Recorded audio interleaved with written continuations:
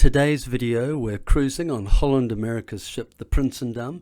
We'll transit the Panama Canal from the Atlantic Ocean to the Pacific, cruise down the South American coast, include a side trip to the Galapagos Islands and visit their amazing inhabitants, and then cruise down to the Antarctic Peninsula and the Falkland Islands. We'll encounter amazing wildlife from iguanas to king penguins, the magnificent humpback whales. We'll battle stormy seas near Cape Horn and breathe in the majestic scenery. Welcome to the channel. Monique and I provide impartial reviews of airlines, rail journeys, travel experiences and cruise lines. We've spent 20 years in the airline and travel industry, myself as a commercial pilot and former founder and chief executive of Kiwi International and Kiwi Regional Airlines, Monique in airport operations and as a tour guide. Please subscribe to the channel and like this video. It helps us build the channel and it's greatly appreciated. Step 1, wake up early, gonna rise with the sun. Step 2, get some food in you. Step 3, grow hard. We joined the cruise at the final lock nearing the end of our transit of the Panama Canal. Basically, there are 3 locks up and 3 locks down per transit. From the Atlantic locks we were rising in height, and then as we exit close to Panama City, we're descending back into the Pacific Ocean. The Panama Canal is an artificial 82-kilometre waterway which cuts across the Isthmus of Panama. It's a significant conduit for maritime trade. Locks at each end lift the ships up to the Gatun Lake, an artificial freshwater lake some 26 metres above sea level. The little trains, called mules, ensure that the ships are positioned centrally within each lock to prevent damage to either the canal or the ships. The ships are always still under their own propulsion. We sail under the Bridge of the Americas, which is the road bridge in Panama, which spans the Pacific entrance to the Panama Canal, connecting the North and South America landmasses. A very quick hello and goodbye to Panama City as we sail out into the Pacific towards Ecuador, escorted by our feathered friend. Quick look at our cabin on board. The bed was incredibly comfortable and we loved the walk-in closet. Quito Port was a bustling hive of activity. We were a little sad to be leaving the ship. After all, we'd only just started to get settled, but we were bound for the Galapagos Islands, and we were incredibly excited. Charles Darwin said it was an amazing place, so it was time for us to check it out. We would rejoin the ship in Lima, Peru. There was a great 3-hour flight, and we were there. The Galapagos Islands are a volcanic archipelago in the Pacific Ocean. It's considered one of the world's foremost destinations for wildlife viewing, and it didn't disappoint. It's a province of Ecuador and it lies about 1,000 kilometres off its coast.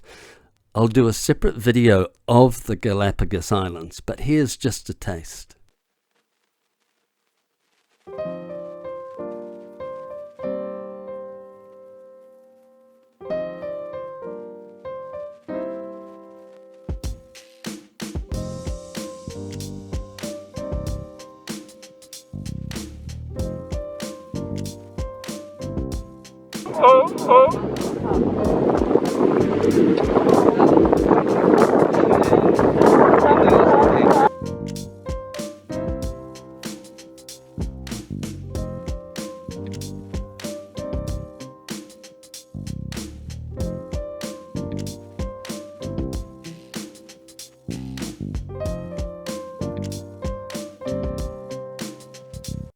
Back in Lima, we set sail for Pisco, which is the gateway to the Peruvian desert and a stepping stone to a nearby island nicknamed the Poor Man's Galapagos. The stunning contrast of ocean and desert was beautiful. If you can't get to the Galapagos, this is a very good option and you won't be disappointed. Next stop is the Robinson Crusoe Island. It is the main island in the remote Juan Fernandez archipelago and the national park of the Chilean coast.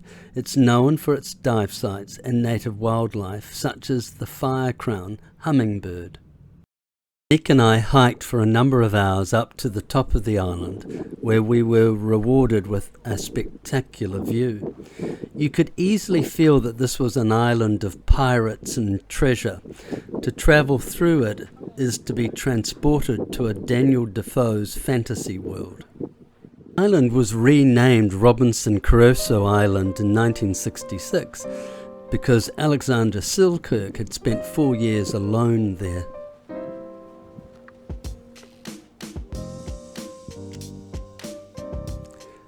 For the next few days we cruised back towards the mainland of Chile, through multiple fjords bound for Punta Arenas, where we were excited at the thought of going kayaking in the Magellan Straits.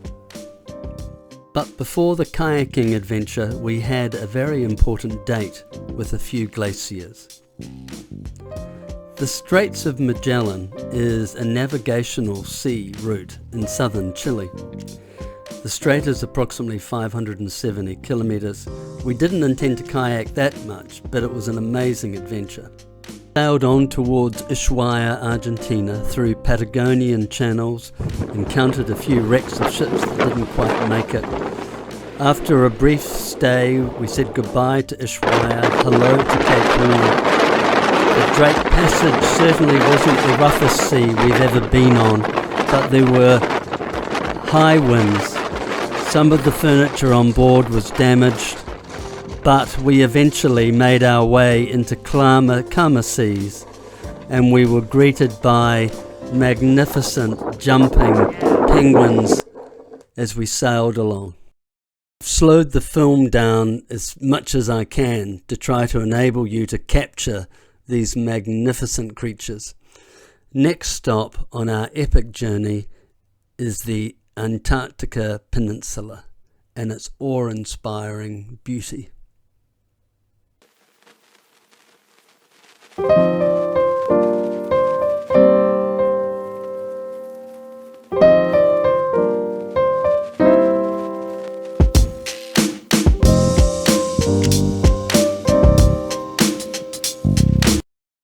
Welcome to the Antarctic Peninsula. Antarctica is Earth's southernmost and least populated continent. Situated almost entirely south of the Antarctic Circle and surrounded by the Southern Ocean, it contains the geographic South Pole. Antarctica is the fifth largest continent, being about 40% larger than Europe. Most of Antarctica is covered by the Antarctica ice sheet. It is, on average, the coldest, driest, and windiest of the continents, and it has the highest average elevation. It is mainly a polar desert, with annual precipitation of over 200 millimeters or 8 inches along the coast and far less inland. Antarctica holds the record lowest temperature of minus 89.2 degrees. In the coastal regions it can reach a temperature of just over 10 degrees Celsius. During the summer months, that's 50 degrees Fahrenheit. During our 4 days cruising the Antarctic Peninsula, we witnessed spectacular ice calving and avalanches. About 70% of the world's freshwater reserves are frozen in Antarctica, which, if they melted, would rise the global sea level by almost 60 meters, or 200 feet. The native species of animals include mites, penguins, seals, and where vegetation occurs, it is mostly in the form of lichen and moss. It has a number of annual visitors, including killer whales and humpback whales. We got to see all of them. The humpback whales are here for the krill, the cold oceanic Humboldt current that runs up the west coast of South America, and the cold Antarctic circumpolar current makes this a perfect feeding ground for Of course, the killer whales are here mostly for the seals, and the seals are here mostly for the penguins, particularly the leopard seal. We got to see all of them. These magnificent humpback whales were hunting as a team for krill. I managed to get some still shots of their mouths coming out of the water, scooping up the krill, but I wasn't able to capture it on video. David Attenborough won't be offering me any work soon. I'm going to stop talking and let you enjoy the visuals.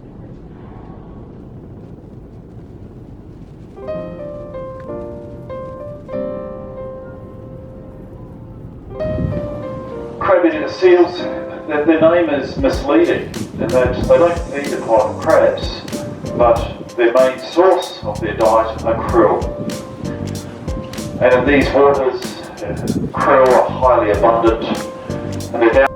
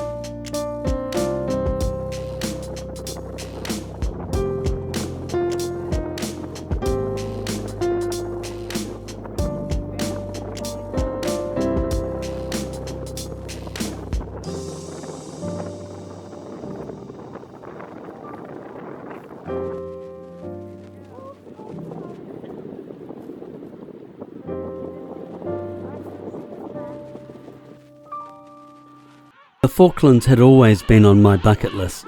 I always thought king penguins were amazing creatures and laughed when I saw the first one sharing a paddock with a sheep. It wasn't long before Monique and I were surrounded by them.